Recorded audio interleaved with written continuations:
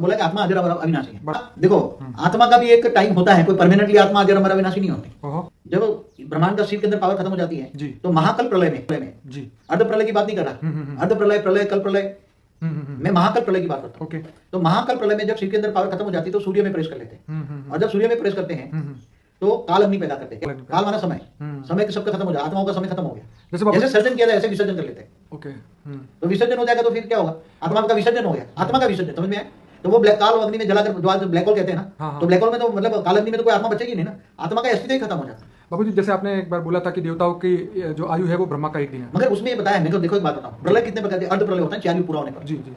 जब 43,20,000 का 4 युग का युगांतर होता है तब जब प्रलय होता है तो बुरी आत्मा मनुष्य मर जाते हैं, तो मनुष्य मर जाते हैं तो उसकी आत्मा तो सूक्ष्म में ऊपर चली जाती है, दूसरे लोग में तीसरे लोग में कहीं ऊपर चली जाती है। तो आत्माओं का विनाश नहीं होता अर्ध प्रलय में। प्रलय में भी जब मनुष्य आत्मा होता है पूरा धरती पर प्रलय हो जाता है, मगर वो आत्माओं का विनाश नहीं होता, वो आत्मा ऊपर दूसरे लोग में या ऊपर अंतरिक्ष में चली जाती है, फिर नीचे जब धरती पर मनुष्य अवतार धारण करके फिर बाद में आती है, मगर आत्माओं का विनाश नहीं हुआ अर्ध प्रलय। प्रलय में कल प्रलय में भी आत्माओं का विनाश नहीं होता, एक बात समझ लो।